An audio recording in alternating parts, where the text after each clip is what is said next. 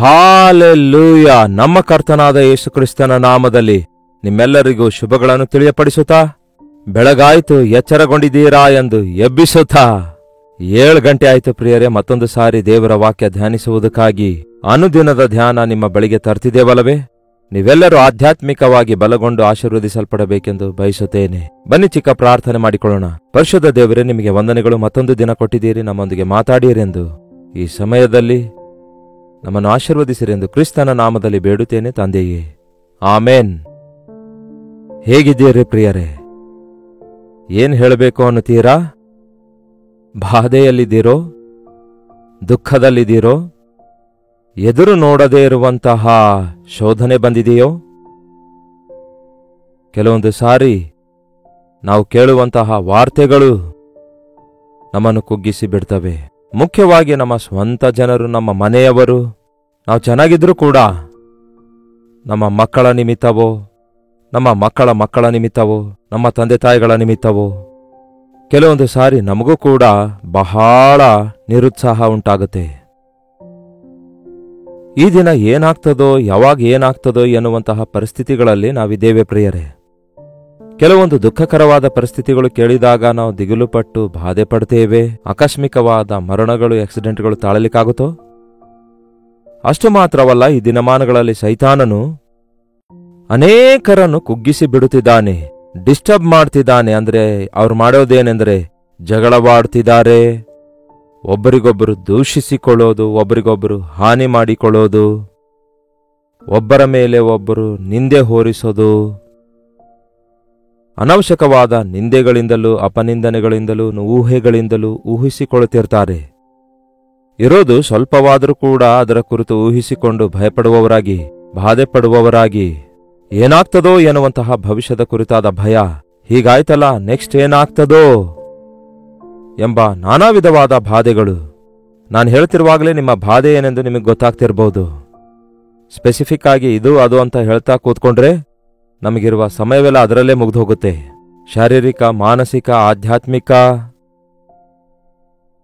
ಪತನವಾಗಿ ಹೋಗುವ ಪರಿಸ್ಥಿತಿ ಇಲ್ಲವೇ?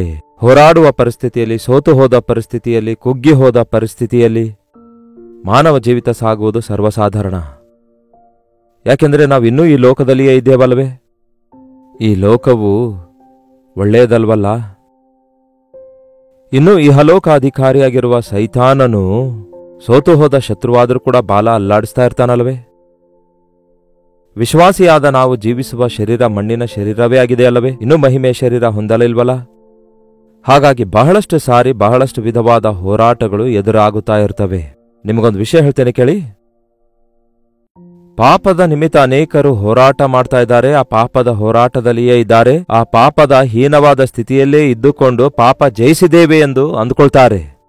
ಬಂದಿರುವ ಸಮಸ್ಯೆ ಏನೆಂದರೆ, ದೇವರಿಗೋಸ್ಕರ ಬದುಕಬೇಕೆಂದು, ದೇವರಿಂದ ಉಪಯೋಗ ಆಗಬೇಕೆಂದು ದೇವರು ಆರಿಸಿಕೊಂಡಿದ್ದಾರೆ ಅನ್ನುತ್ತಾರಲ್ಲವೇ?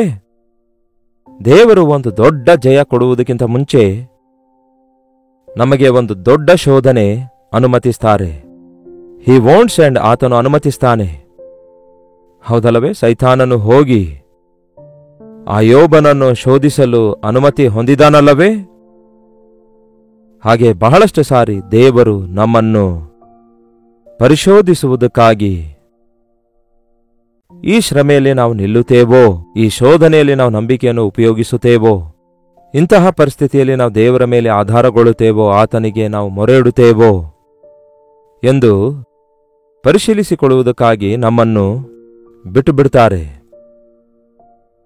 ಕೆಲವೊಂದು ಭಯಗಳು ನಮ್ಮನ್ನು ಕಾಡಿಸಿ ಪೀಡಿಸುತ್ತಿರುವಾಗ, ನಾವು ಇಮೋಷನಲ್ ಆಗಿ ಡಿಸ್ಟರ್ಬ್ ಆಗುವಾಗ, ಕೋಪದಿಂದ ತುಂಬಿಕೊಂಡಿರುವಾಗ ಮಾಡುವ ನಿರ್ಣಯಗಳು ಬಹಳ ಪ್ರಮಾದಕರವಾಗಿರ್ತವೆ. Don't make a decision when you are angry. ಯಾರೋ ಏನೋ ಹೇಳಿದ ತಕ್ಷಣವೇ ಅದಕ್ಕೆ ನೀವು ಪ್ರತಿಸ್ಪಂದಿಸಬಾರದು. ಯಾಕೆಂದರೆ ಅಂತಹ ಸಿಟ್ಟಿನಲ್ಲಿ ಮಾಡಿರುವಂತಹ ತೀರ್ಮಾನಗಳು ಸರಿಯಾದ ತೀರ್ಮಾನಗಳಾಗಿರುವುದಿಲ್ಲ. ಅವುಗಳ ಪರಿಣಾಮ ಬಹಳ ಘೋರವಾಗಿರ್ತವೆ ಪ್ರಿಯರೇ. ಅಂತಹ ಪರಿಸ್ಥಿತಿಯಲ್ಲಿ ಏನ್ ಮಾಡಬೇಕು? ಹಾಗಾದ್ರೆ ಎಸ್ ಅಂತ ಹೇಳಲಿಕ್ಕಾಗಲ್ಲ, ನೋ ಅಂತ ಹೇಳಲಿಕ್ಕಾಗಲ್ಲ, ಹೂ ಅನ್ನಲಿಕ್ಕಾಗಲ್ಲ, ಹೂ ಅನ್ನಲಿಕ್ಕಾಗಲ್ಲ. ಹೌದು ಅನ್ನಲಿಕ್ಕಾಗಲ್ಲ, ಇಲ್ಲ ಅನ್ನಲಿಕ್ಕಾಗಲ್ಲ. ಇಂತಹ ಪರಿಸ್ಥಿತಿಗಳಲ್ಲಿ ಏನ್ ಮಾಡಬೇಕು ಎಂದು ಗೊತ್ತಾಗದೆ ಬಹಳಷ್ಟು ಜನ ಅಳುತ್ತಾರೆ, ಓಡಿ ಹೋಗ್ತಾರೆ, ತಮ್ಮನ್ನೇ ಹಾನಿ ಮಾಡಿಕೊಳ್ತಾರೆ, ಇತರರಿಗೂ ಹಾನಿ ಮಾಡ್ತಾರೆ. ಅಯ್ಯಯ್ಯೋ, ಇವೆಲ್ಲ ತಪ್ಪಾಗಿವೆ. ಅಂತಹ ಸಮಯದಲ್ಲಿಯೇ ನಾವು ಯೇಸು ಇದ್ದಾರೆ ಎಂಬ ಸಂಗತಿ ಜ್ಞಾಪಕದಲ್ಲಿಟ್ಕೊಳ್ಬೇಕು. ಮುಖ್ಯವಾಗಿ ನಾವು ಹಸುವೆಂದಿರುವಾಗ, ಆಯಾಸಗೊಂಡಿರುವಾಗ, ಬೇಸತ್ತು ಹೋಗಿರುವಾಗ ಸೈತಾನನು ಬಹಳ ಶೋಧಿಸ್ತಾನೆ ಪ್ರಿಯರೇ. ಯಾಕೆಂದರೆ ನಾವು ಬಲಹೀನರಾಗಿದ್ದೇವೆ. ಬಲಹೀನರಾಗಿದ್ದಾಗ ಅಟ್ಯಾಕ್ ಮಾಡಿದ್ರೆ ಈಸಿಯಾಗಿ ನಾವು ಅವನಿಗೆ ಒಳಗಾಗ್ತೇವೆ. ನೀವು ಗಮನಿಸಿಕೊಳ್ಬೇಕು, ನಿರುತ್ಸಾಹದಿಂದಿರುವಾಗ, ಕುಗ್ಗಿ ಹೋಗಿರುವಾಗ, ಮನಸ್ಸು ಸರಿಯಾಗಿಲ್ಲದಿರುವಾಗ ಮೊದಲು ನೀವು ಬಲಪಡಿಸಲ್ಪಡುವ ಹಾಗೆ ಕರ್ತನ ಮುಂದೆ ಕಾದುಕೊಂಡಿರಿ. ಕರ್ತನ ವಾಕ್ಯವನ್ನು ನೆನೆಸಿಕೊಳ್ಳಿರಿ. ಈವನ್ ಶರೀರ ಬಲಹೀನತೆಯಲ್ಲಿಯೂ ಕೂಡ ಅದು ಆಧ್ಯಾತ್ಮಿಕ ಜೀವಿತದಲ್ಲಿ ಆಟಂಕವಾಗ್ತದೆ. ನಾವು ನಿದ್ದೆ ಮಾಡಬೇಕಾದಾಗ ನಿದ್ದೆ ಮಾಡದಿದ್ದರೆ, ಊಟ ಮಾಡಬೇಕಾದಾಗ ಊಟ ಮಾಡದಿದ್ದರೆ, ನಿಮ್ಮ ಶರೀರ ಬಲಹೀನವಾದರೆ ಆತ್ಮದಲ್ಲಿ ಜಯವನ್ನು ನೋಡಲು, ಸೈತಾನನನ್ನು ಎದುರಿಸಲು ಕಷ್ಟಕರವಾಗಿರುತ್ತೆ. ಅದರ ವಿಷಯದಲ್ಲಿ ನಮ್ಮೆಲ್ಲರಿಗೂ ಚೆನ್ನಾಗಿ ಗೊತ್ತು. ಒಂದು ವಚನ ನೋಡಿಕೊಳ್ಳೋಣ ಬನ್ನಿರಿ. ದಾವೀದನ ಕುರಿತಾಗಿ 1ನೇ ಸಮುವೇಲ ಪುಸ್ತಕ 21ನೇ ಅಧ್ಯಾಯ ಅದರಲ್ಲಿ 10ನೇ ವಚನ ಓದುತ್ತೇನೆ ಕೇಳಿ. 1 ಸಮುವೇಲ 21ನೇ ಅಧ್ಯಾಯ 10ನೇ ವಚನ. ಆಗ ದಾವೀದನು ಸೌಲನಿಗೆ ಭಯಪಟ್ಟಿರೋದ್ರಿಂದ ಆ ದಿನದಲ್ಲೇ ಎದ್ದು ಓಡಿ ಹೋಗಿ ಗತ್ ಅರಸನಾದ ಆಕೀಷನ ಬಳಿಗೆ ಬಂದು ಸೇರಿದನು. ದಾವೀದನು ಭಯಪಡುತ್ತಾನೋ? ಎಷ್ಟೋ ಕೀರ್ತನೆಗಳಲ್ಲಿ ನನಗೆ ಭಯವಿಲ್ಲ, ದೊಡ್ಡ ದಂಡೇ ಬಂದರೂ ನನಗೆ ಭಯವಿಲ್ಲ, ಶತ್ರು ನನ್ನ ವಿರುದ್ಧ ಬಂದರೂ ನನಗೆ ಭಯವಿಲ್ಲ ಎಂದು ಹೇಳುತ್ತಾನೆ. ನಿಜವೇ, ಎಷ್ಟೋ ಹೋರಾಟಗಳನ್ನು ಹೋರಾಡಿ ಹೋರಾಡಿ ಹೋರಾಡಿ ಹೋರಾಡಿ ಆ ರೀತಿಯಾದ ಹೋರಾಟಗಳನ್ನು ಅವನು ಮಾಡಿದ ನಂತರ ಆಯಾಸಗೊಳ್ತಾನೆ. ಪಾಪ, ಬೇಸತ್ತು ಹೋಗ್ತಾನೆ. ಒಂದು ಹಂತದಲ್ಲಿ ಹೆಂಡತಿಯೊಂದಿಗೆ ಹೋರಾಟ, ಮಕ್ಕಳೊಂದಿಗೆ ಹೋರಾಟ, ಮಾವನೊಂದಿಗೆ ಹೋರಾಟ. ಅರಸನಾದ ಮಾವ ಏನ್ ಬೇಕಾದ್ರೂ ಮಾಡಲು ಸಿದ್ಧ. ಸಾಯಿಸ್ತೇನೆ ಸಾಯಿಸ್ತೇನೆ ಎಂದು ತಿರುಗಾಡ್ತಾ ಇದ್ದ. ಎಷ್ಟೇ ದಾವೀದ ಸುಮ್ಮನೆ ಇದ್ರು ಕೂಡ ಇನ್ನಷ್ಟು ಬೆನ್ನಟ್ಟುತ್ತಲೇ ಇದ್ದ. ಇನ್ನು ಓಡ್ಲಿಕ್ಕಾಗದೆ ಬೇಸತ್ತು ಹೋದ, ಭಯಪಟ್ಟ.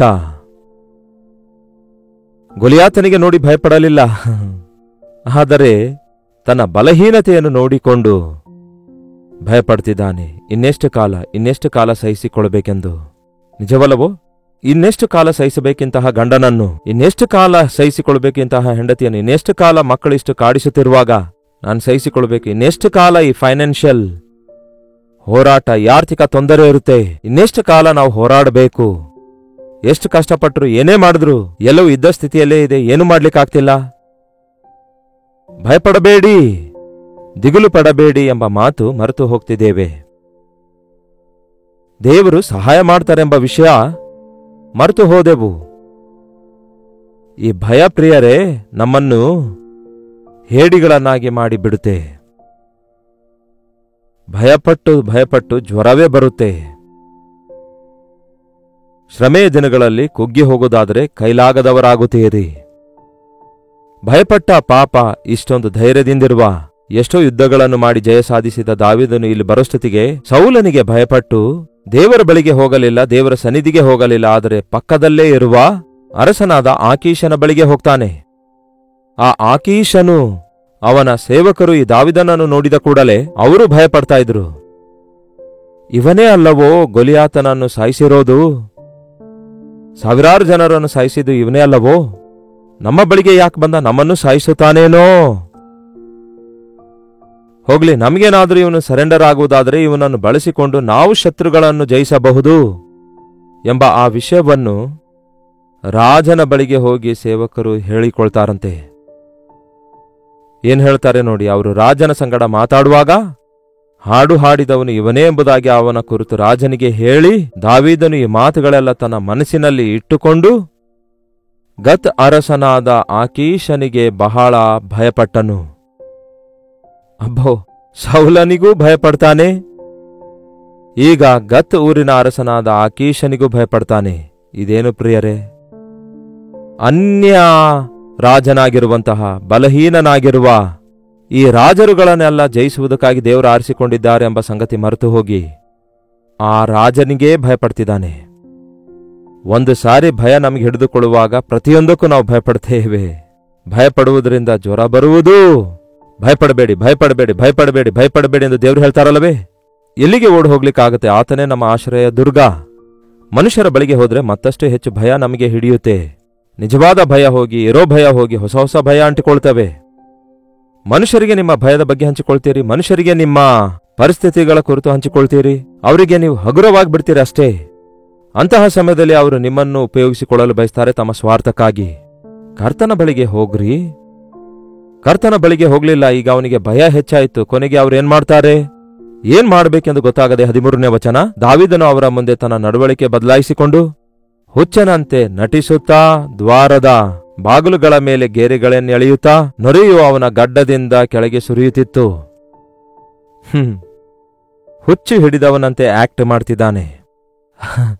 ಒಂದೊಂದು ಸಾರಿ ನಾವು ಹೇಳ್ತಿರ್ತೇವೆ, ಹುಚ್ಚಿಡ್ದಂತ ಆಗ್ತಿದೆ ನನಗೆ, ಹೇಗೆ ಬದುಕಬೇಕೆಂದು ಅರ್ಥ ಆಗ್ತಿಲ್ಲ, ಹೇಗೆ ಜೀವಿಸಬೇಕೆಂದು ಅರ್ಥ ಆಗ್ತಿಲ್ಲ. ಹೌದಲ್ಲ ಪ್ರಿಯರೇ? ವೆನ್ ಯು ಗಿವ್ ಅಪ್, ನೀವು ಬಿಟ್ಟು ಬಿಡುವಾಗ ಇಂತಹದೇ ಪರಿಸ್ಥಿತಿ ಎದುರಾಗುತ್ತೆ. ನನ್ನ ಕೈಲಾಗ್ತಿಲ್ಲ, ನನ್ನ ಕೈಲಾಗ್ತಿಲ್ಲ, ನನ್ನ ಕೈಲಾಗುತ್ತಾ ಇಲ್ಲ, ನಾನೇ ಪರಿಷ್ಕರಿಸಿಕೊಳ್ಳೋದಿಲ್ಲ, ನಾನೇ ಹೋರಾಡ್ಲಿಕ್ಕಾಗಲ್ಲ, ಇನ್ನು ನನಗೆ ತಾಳ್ಮೆ ಇಲ್ಲ, ಬಹಳಷ್ಟು ಹೋರಾಡಿದ್ದೇನೆ, ಬಹಳ ಕಾಲ ಹೋರಾಡಿದ್ದೇನೆ, ಇನ್ನು ನನ್ನ ಕೈಲಾಗಲ್ಲ, ನನ್ನ ಬದುಕೆಲ್ಲ ಇರೋದು ಹೀಗೆಯೇ ಹೋರಾಡಬೇಕೋ? ಯಾಕೆ ಬೇಕು? ಏನು ಕೈಲಾಗದವರಂತೆ ಹುಚ್ಚರಂತೆ ಪ್ರವರ್ತಿಸುವಾಗ ಈ ಹುಚ್ಚರು ಯಾವ ರೀತಿಯಾಗಿರ್ತಾರೆ ನೋಡಿ. ಅಳುತ್ತಾರೆ, ನಗುತ್ತಾರೆ, ಗೆರೆ ಎಳೆಯುತ್ತಾನಂತೆ, ಗಡ್ಡದ ಮೇಲೆ ನೊರೆ ಸುರಿಯುತ್ತಂತೆ, ಆ ಬಟ್ಟೆ ಬಿಚ್ಚೋಗ್ತಾವಂತೆ, ಅವನಿಗೇನು ಗೊತ್ತಾಗಲ್ಲ, ಬೇರೆಯವ್ರ ಬಗ್ಗೆ ಅವಶ್ಯಕತೆ ಇಲ್ಲ, ಯಾರು ಏನಂದ್ಕೊಂಡ್ರೆ ಏನು, ನನಗೇನು. ಹುಚ್ಚನಂತೆ ವರ್ತಿಸುತ್ತಿರುವಾಗ ಆ ರಾಜನು, ಏನಿದು, ಯಾಕೆ ಹುಚ್ಚನನ್ನು ನನ್ನ ಬಳಿಗೆ ಕರೆತಂದಿದ್ದೀರಿ? ಈಗಾಗಲೇ ಹುಚ್ಚಿಡಿದವರು ನಮ್ಮ ಬಳಿಯಲ್ಲಿ ಬಹಳಷ್ಟು ಜನ ಇದ್ದಾರೆ, ಈ ಹುಚ್ಚನನ್ನು ನಾವೇನ್ ಮಾಡೋಣ ಅಂತ ಅಂದುಕೊಂಡು ಬಿಟ್ಟುಬಿಟ್ಟಾಗ ಸಾಕಪ್ಪ, ಅಪಾಯ ತಪ್ಪಿ ಹೋಯ್ತು ಅಂದುಕೊಂಡನೆ ಹೊರತು ದೇವರು ಒಂದು ಅವಕಾಶ ಕೊಟ್ಟಿದ್ದಾರೆ ಆ ಶತ್ರು ರಾಜನನ್ನು ಜಯಿಸುವುದಕ್ಕಾಗಿ. ಒಂದು ಅವಕಾಶ ಕೊಟ್ಟಿದ್ದಾರೆ ಆ ಶತ್ರು ರಾಜನ ಮುಂದೆ ದೇವರನ್ನು ಮಹಿಮೆ ಪಡಿಸುವುದಕ್ಕಾಗಿ. ಒಂದು ಅವಕಾಶ ಕೊಡಲ್ಪಟ್ಟಿದೆ ಆ ಹೋರಾಟದಲ್ಲಿ ಒಂದು ಕೀರ್ತನೆ ಬರೆಯುವುದಕ್ಕಾಗಿ. ಒಂದು ಅವಕಾಶ ಕೊಡಲ್ಪಟ್ಟಿತು ಆ ಸಮಯದಲ್ಲಿ ದೇವರ ನಾಮ ಮಹಿಮೆ ಪಡಿಸುವುದಕ್ಕಾಗಿ ಎಂಬ ಸಂಗತಿಯನ್ನೆಲ್ಲ ಮರೆತು ಹೋದ, ಕೈ ಎತ್ತಿಬಿಟ್ಟ. ಪ್ರತಿ ಹೋರಾಟ ನಮಗೆ ಒಂದು ಜಯದ ಗುರುತಾಗಿರುತ್ತೆ. ಪ್ರತಿ ಶ್ರಮೆಯಲ್ಲಿ ದೇವರು ಒಂದು ದೊಡ್ಡ ಅದ್ಭುತ ಕಾರ್ಯ ಮಾಡ್ತಾರೆ. ಪ್ರತಿಯೊಂದು ವಿಷಯದಲ್ಲಿ ನಾವು ದೇವರ ಮೇಲೆ ಆಧಾರಗೊಳ್ಳುವುದಾದರೆ ಅದ್ಭುತಗಳನ್ನು ನಮ್ಮ ಜೀವಿತದಲ್ಲಿ ನೋಡ್ತೇವೆ. Don't give up. ಯಾವತ್ತೂ ಕೂಡ ಇನ್ನು ಎಲ್ಲವೂ ಮುಗಿದೋಯ್ತು, ನನಗೆ ಶಕ್ತಿ ಇಲ್ಲ, ಇನ್ನು ನನ್ನ ಕೈಲಾಗುವುದಿಲ್ಲ ಎಂಬ ಮಾತು ನಮ್ಮ ಬಾಯಲ್ಲಿ ಬರಗೊಡಿಸಬಾರದು. ಬಲಹೀನರಾಗಿರುವಾಗ ಕರ್ತನಲ್ಲಿ ಬಲಗೊಳ್ಳಿರಿ. ಯೆಹೋವನಿಗಾಗಿ ಕಾದು ಎದುರು ನೋಡುವವರು ನೂತನ ಬಲ ಹೊಂದುತ್ತಾರೆ. ಇಂತಹ ಪರಿಸ್ಥಿತಿಗಳು ಎದುರಾದಾಗ ಮನುಷ್ಯರ ಮಧ್ಯದಲ್ಲಿದ್ದರೆ, ಮನುಷ್ಯರ ಆಲೋಚನೆಯನ್ನೇ ಪಡೆದುಕೊಳ್ಳುವುದಾದರೆ ನೀವು ಮತ್ತಷ್ಟು ಹೆಚ್ಚು ಚಿಂತೆಗೊಳಗಾಗ್ತೀರಿ. ಮುಖ್ಯವಾಗಿ ನಿಮ್ಮ ಮನಸ್ಸು ಹಾಳಾಗಿ ಹೋಗುವಾಗ, ನಿಮ್ಮ ಆಲೋಚನೆಯಲ್ಲಿ ಕುಗ್ಗಿ ಹೋಗುವಾಗ, ಆ ಕೋಣೆಯಲ್ಲಿಯೋ ಇಲ್ಲವೇ ಆ ಒಂದೇ ಸ್ಥಳದಲ್ಲಿ ಕೂತುಕೊಳ್ಳುವುದಕ್ಕಿಂತ ನೀವು ಒಮ್ಮೆ ಹೊರಗೆ ಬನ್ನಿರಿ. ನಿಮ್ಮ ಶರೀರಕ್ಕೆ ಶ್ರಮೆ ಕೊಡಿರಿ, ಓಡಿರಿ, ನಡೆಯಿರಿ, ವಿಶಾಲತೆಯೊಳಗೆ ಹೋಗಿರಿ, ಒಬ್ಬಂಟಿಗರಾಗಿ ಹೋಗಿರಿ. ಮೌನವಾಗಿರಿ, ಬಾಯಿಗೆ ಬಂದಂತೆ ಮಾತಾಡಬೇಡಿರಿ, ಮೌನವಾಗಿರಿ. ಬಾಯಿಯ ಮಾತಿನಿಂದ ನಾವು ತಪ್ಪು ಮಾಡ್ತೇವೆ ಅನೇಕ ಸಾರಿ. ನಮ್ಮ ಬಾಯಿಯ ಮಾತುಗಳು ಅನೇಕ, ಅಂದರೆ ಆ ನಿರಾಶೆಯ ಸಮಯದಲ್ಲಿ ಮಾತಾಡಿರುವ ಅಪನಂಬಿಕೆಯ ಮಾತುಗಳು, ಅಸಹ್ಯವಾದ ನಮ್ಮ ಮಾತುಗಳು, ಇತರರಿಗೆ ಕೀಳಾಗಿ ನೋಡುವ ಮಾತುಗಳು ನಮ್ಮ ಬಾಯಿಂದ ಬರ್ತವೆ, ತೀರ್ಪು ತೀರಿಸುವ ಮಾತುಗಳು ಬರ್ತವೆ. ನಾವು ಮತ್ತಷ್ಟು ಹೆಚ್ಚು ದೋಷಿಗಳಾಗ್ತೇವೆ. ನಿರುತ್ಸಾಹಗೊಂಡಾಗ ಬಾಯಿ ಮುಚ್ಕೊಳ್ರಿ, ಮಾತಾಡಬೇಡ್ರಿ, ಸಹಿಸಿಕೊಳ್ರಿ. ಶರೀರವನ್ನು ಹತೋಟೆಯಲ್ಲಿಟ್ಟುಕೊಳ್ಳುವುದಕ್ಕಾಗಿ ಶ್ರಮೆ ಪಡೀರಿ. ಒಬ್ಬಂಟಿಗರಾಗಿ ಹೋಗಿರಿ, ಏಕಾಂತವಾದ ಸ್ಥಳಗಳಿಗೆ ಹೋಗಿ ಮೌನವಾಗಿದ್ದು ನೋಡಿರಿ. ದೇವರು ಮಾತಾಡ್ತಾರೆ, ದೇವರು ಬಲಪಡಿಸ್ತಾರೆ, ತನ್ನ ಆಲೋಚನೆಯಿಂದ ತುಂಬಿಸ್ತಾರೆ. ನಿಮ್ಮ ಆಲೋಚನೆಗಳಲ್ಲಿ ಗಲಿಬಿಲಿಗೊಂಡವರಾಗಿ ಇದು ಹೇಗೆ ಹೇಗೆ ಹೇಗೆ ಅನ್ನುವಾಗ ದೇವರು ತನ್ನ ಶ್ರೇಷ್ಠವಾದ ಆಲೋಚನೆ ನಿಮಗೆ ಕೊಡ್ಲಿಕ್ಕಾಗಲ್ಲ. ಆದರೆ ನೀವು ಮೌನವಾಗಿರುವಾಗ ದೇವರು ತನ್ನ ಶ್ರೇಷ್ಠವಾದ ಆಲೋಚನೆಗಳನ್ನು ನಿಮಗೆ ಕೊಟ್ಟು ನಿಮ್ಮ ಆಲೋಚನೆಗಳನ್ನೆಲ್ಲ ಸರಿಪಡಿಸ್ತಾರೆ. ಈ ದಿನ ಎಂಥದೇ ಪರಿಸ್ಥಿತಿಯಲ್ಲಿ ನೀವಿದ್ರೂ ಕೂಡ ದೇವರ ಸನ್ನಿಧಿಗೆ ಹೋಗಿರಿ. ಯಾವತ್ತೇ ಆಗಲಿ ಇಂತಹ ಪರಿಸ್ಥಿತಿಗಳು ಎದುರಾಗುವಾಗ ಭಯಪಡಬೇಡಿರಿ, ಕರ್ತನನ್ನೇ ಆಶ್ರಯಿಸಿರಿ. ಪ್ರಾರ್ಥನೆ. ಪರಿಶುದ್ಧ ದೇವರೇ, ಪ್ರೀತಿಯುಳ್ಳ ತಂದೆಯೇ, ಇನ್ನೊಂದು ಸಾರಿ ನಮ್ಮನ್ನು ನೋಡಿರಿ ದೇವರೇ. ಬಹಳಷ್ಟು ಸಾರಿ ನಮ್ಮ ಜೀವಿತದಲ್ಲಿ ಆಯಾಸೆಗೊಳ್ತಿದ್ದೇವೆ, ದಣಿದು ಬಳಲುತ್ತಿದ್ದೇವೆ. ವಿಶ್ವಾಸಿಗಳೆಂದು ಹೇಳಿಕೊಳ್ಳುವ ನಾವು, ಸೇವಕರೆಂದು ಹೇಳಿಕೊಳ್ಳುವ ನಾವು, ಎಷ್ಟೋ ಜಯ ಸಾಧಿಸಿದ್ದೇವೆ ಅಂದುಕೊಂಡ ನಾವು ಕೂಡ ಆಯಾ ಸಮಯಗಳಲ್ಲಿ ಸೋತು ಹೋದ ಪರಿಸ್ಥಿತಿಗಳಲ್ಲಿ, ಕುಗ್ಗಿ ಹೋದ ಪರಿಸ್ಥಿತಿಗಳಲ್ಲಿ ಹೇಡಿಗಳಾಗಿ, ಹುಚ್ಚರಾಗಿ, ಏನು ಮಾಡಲಾರದಂತಹ, ಏನು ಸಾಧಿಸಲಾರದಂತಹ ಪರಿಸ್ಥಿತಿಯಲ್ಲಿಯೇ ಉಳ್ಕೊಳ್ತಿದ್ದೇವೆ ದೇವರೇ. ಯಾರ್ಯಾರು ಈ ದಿನ ಅಂತಹ ಪರಿಸ್ಥಿತಿಯಲ್ಲಿದ್ದಾರೋ, ಈ ಹೋರಾಟ ಇನ್ನು ನಾನು ಹೋರಾಡಲಾರೆನು, ಈ ಶ್ರಮೆಗಳನ್ನು ಸಹಿಸಲಾರೆನು, ಇನ್ನು ನನ್ನ ಬದುಕೆಲ್ಲ ಹೋರಾಟವಾಗಿದೆಯಾ, ಈ ತೊಂದರೆಗಳು, ಈ ಸಮಸ್ಯೆಗಳು ಪರಿಷ್ಕರಿಸಿಕೊಳ್ಳಲಾರೆನೆಂದು ಕುಗ್ಗಿ ಹೋಗಿರುವುದಾದ್ರೆ ದೇವರಲ್ಲಿ ನಂಬಿಕೆ ಇಡುವ ಹಾಗೆ, ದೇವರೇ ನನ್ನ ಆಶ್ರಯವೆಂದು ನಿಮ್ಮನ್ನೇ ಆಶ್ರಯಿಸುವ ಹಾಗೆ, ನನ್ನನ್ನು ಬಲಪಡಿಸುವ ಆತನಲ್ಲಿದ್ದುಕೊಂಡು ನಾನು ಎಲ್ಲವನ್ನೂ ಮಾಡಲು ಸಾಧ್ಯ ಎಂದು ನಂಬಲು ಸಹಾಯ ಮಾಡಿರಿ. ಪವಿತ್ರಾತ್ಮನ ಕಾರ್ಯಗಳನ್ನು ನಮ್ಮ ಹೃದಯಗಳಲ್ಲಿ ಮುಂದುವರಿಸಿರಿ ಎಂದು ಕ್ರಿಸ್ತನ ನಾಮದಲ್ಲಿ ಬೇಡುತ್ತೇನೆ ತಂದೆಯೇ, ಆಮೇನ್. ನಮ್ಮ ತಂದೆಯಾದ ದೇವರ ಪ್ರೀತಿಯೂ, ಮಗನಾಗಿರುವ ಕ್ರಿಸ್ತನ ಕೃಪೆಯೂ, ಆದರಣೆಕರ್ತನಾದ ಪವಿತ್ರಾತ್ಮನ ಸಹವಾಸವು ಕೂಡಿ ಬಂದಿರುವ ನಮ್ಮೆಲ್ಲರ ಸಂಗಡ ಇಂದಿಗೂ ಸದಾಕಾಲಕ್ಕೂ ನೆಲೆಯಾಗಿರಲಿ. ಆಮೇನ್. ದೇವರಿಗೆ ಸ್ತೋತ್ರ. ನಿರುತ್ಸಾಹ ಪಡಬಾರದು, ಕುಗ್ಗಿ ಹೋಗಬಾರದು. Don't give up. ಬಿಟ್ಟು ಬಿಡಬಾರದು. ಕರ್ತನ ಪಾದ ಹಿಡ್ಕೊಳ್ಳಿರಿ. ಅದ್ಭುತ ನಡೆಯುತ್ತೆ. ನಿಮಗಾಗಿ ಪ್ರಾರ್ಥಿಸಬೇಕಾದ್ರೆ 8939731313 ನಂಬರ್ಗೆ ಒಂದು ಟೆಕ್ಸ್ಟ್ ಆಗಲಿ, ವಾಯ್ಸ್ ಮೆಸೇಜ್ ಆಗಲಿ, ಸ್ಪಷ್ಟವಾಗಿ ಯಾವ ವಿಷಯದಲ್ಲಿ ನಾವು ಪ್ರಾರ್ಥಿಸಬೇಕೆಂದು, ಯಾವ ವಿಷಯದಲ್ಲಿ ಕುಗ್ಗಿ ಹೋಗಿ ಹೋರಾಡ್ತಾ ಇದ್ದೀರೆಂದು ನಮಗೆ ತಿಳಿಯಪಡಿಸಿರಿ. ಆ ವಿಷಯಗಳನ್ನು ದೇವರು ಮುಂದಿಟ್ಟು ಆ ವಿಷಯಕ್ಕಾಗಿ ನಾವು ಪ್ರಾರ್ಥಿಸ್ತೇವೆ, ನೀವು ಕೂಡ ಪ್ರಾರ್ಥಿಸಿರಿ. ದೇವರು ಉತ್ತರ ಕೊಡ್ತಾರೆ. ನೀವು ಇತರ ದೇಶದಿಂದಲೂ ಸಹ ವೀಕ್ಷಿಸುವುದಾದರೆ ಕೊಡಲ್ಪಟ್ಟಿರುವ ಇದೇ ನಂಬರಿಗೆ ನಿಮ್ಮ ವಾಟ್ಸಾಪ್ ಮೆಸೇಜ್ ಅಥವಾ ವಾಯ್ಸ್ ಮೆಸೇಜ್, ಟೆಕ್ಸ್ಟ್ ಮೆಸೇಜ್ ಕಳಿಸಿಕೊಡಿರಿ. ಲೈವ್ ಚಾಟ್ನಲ್ಲಿ ಬಂದು ನೀವು ಎಲ್ಲಿಂದ ವೀಕ್ಷಿಸ್ತಾ ಇದ್ದೀರೆಂದು ಟೈಪ್ ಮಾಡಿರಿ. Doctor Jaipal Kannada YouTube channel subscribe ಮಾಡಿಕೊಳ್ಳಿರಿ. ಪ್ರತಿದಿನ ಈ ರೀತಿ ಅನೇಕ ಸಂದೇಶಗಳನ್ನು ಯೂಟ್ಯೂಬ್ನಲ್ಲಿ ಲೈವ್ ಆಗಿ ದೇವರ ಸಂದೇಶಗಳನ್ನು ನಿಮಗಾಗಿ ಪ್ರಸಾರ ಮಾಡುತ್ತಲೇ ಇದ್ದೇವಲ್ಲವೇ? ನೀವು ಮೇಲು ಹೊಂದಬೇಕೆಂದು, ಆಧ್ಯಾತ್ಮಿಕವಾಗಿ ಬಲಗೊಳ್ಳಬೇಕೆಂದು ಈ ಕಾರ್ಯಕ್ರಮ ನಿಮಗೆ ನಿಜವಾಗ್ಲೂ ಆಶೀರ್ವಾದಕರವಾಗಿರೋದಾದ್ರೆ ಲೈಕ್ ಮಾಡಿ, ಇತರರಿಗೆ ಶೇರ್ ಮಾಡುವುದನ್ನು ಮರೆಯಬೇಡಿ.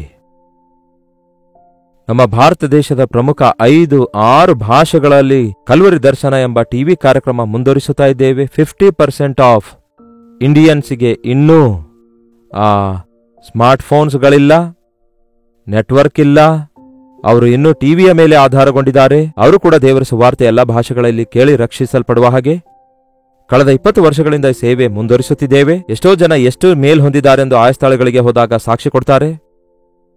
ಆ ಟಿವಿ ಕಾರ್ಯಕ್ರಮದ ಬಿಲ್ಸ್ಗಳೆಲ್ಲ ಪೇ ಮಾಡಲು ಭಾರವಾಗಿದ್ರು ಕೂಡ ನಾವು ಮುಂದುವರಿಸ್ತಾ ಇದ್ದೇವೆ. ಈ ಸೇವೆಯಲ್ಲಿ ನೀವು ಪಾಲುಗಾರರಾಗಿದ್ದು ಕರ್ತನ ಪ್ರೇರೇಪಣೆಯ ಮೇರೆಗೆ ನಿಮ್ಮ ಕಾಣಿಕೆ ಕಳಿಸಿಕೊಡಿರಿ. ಜೈಪಾಲ್ ಫೌಂಡೇಶನ್ಸ್ ಎಂಬ ಬ್ಯಾಂಕ್ ಅಕೌಂಟ್ಗೆ ನೀವು ಟ್ರಾನ್ಸ್ಫರ್ ಮಾಡಬಹುದು. ಗೂಗಲ್ ಪೇ, ಫೋನ್ ಪೇ ಮೂಲಕ ಕಳಿಸಬಹುದು. ಕೆಳಗೆ ಕೊಡಲ್ಪಟ್ಟಿರುವ QR ಕೋಡ್ ಸ್ಕ್ಯಾನ್ ಮಾಡಿಕೊಳ್ಳಿರಿ. ಇಲ್ಲವಾದರೆ ಇನ್ನೂ ಹೆಚ್ಚಿನ ವಿವರ ಬೇಕಾದರೆ ಕೊಡಲ್ಪಟ್ಟ ನಂಬರಿಗೆ ನೀವು ಬೆಳಗ್ಗೆ 10ರಿಂದ ರಾತ್ರಿ 10 ಗಂಟೆ ಒಳಗಾಗಿ ಕರೆ ಮಾಡುವುದಾದರೆ ನಿಮಗೆ ಬೇಕಾದ ವಿವರ ತಿಳಿಸಲಾಗುತ್ತೆ. ನೀವೆಲ್ಲರೂ ಆಶೀರ್ವದಿಸಲ್ಪಟ್ಟು ಸಿದ್ಧರಾಗಬೇಕು. ಯಾಕೆಂದರೆ ಕರ್ತನ ಬರೋಣ ಸಮೀಪವಾಗ್ತಿದೆ. ಅದನ್ನು ಗ್ರಹಿಸಿ ನಾವೆಲ್ಲರೂ ಆತನ ಬರೋಣಕ್ಕಾಗಿ ಸಿದ್ಧಗೊಂಡು ನಮ್ಮ ಸುತ್ತಲಿರುವವರನ್ನು ಸಿದ್ಧಗೊಳಿಸಬೇಕೆಂದು ಎಷ್ಟೋ ಪ್ರಯಾಸ ಪಡ್ತಿದ್ದೇವೆ. ನಮಗೋಸ್ಕರವೂ ಕೂಡ ನೀವು ಪ್ರಾರ್ಥನೆ ಮಾಡಿರಿ. ಕರ್ತನ ಚಿತ್ತವಿರುವುದಾದರೆ ಮತ್ತೆ ನಾಳೆ ಇದೇ ಅನುದಿನದ ಧ್ಯಾನ ಎಂಬ ಕಾರ್ಯಕ್ರಮದಲ್ಲಿ ಮತ್ತೆ ಭೇಟಿಯಾಗೋಣ. ಲೈವ್ ಕಾರ್ಯಕ್ರಮದಲ್ಲಿ ಮತ್ತೆ ನಾಳೆ ಭೇಟಿಯಾಗೋಣ. ಅಲ್ಲಿವರೆಗೂ ದೇವರ ಮಹಾಕೃಪೆ ನಿಮ್ಮೆಲ್ಲರೊಂದಿಗಿರಲಿ.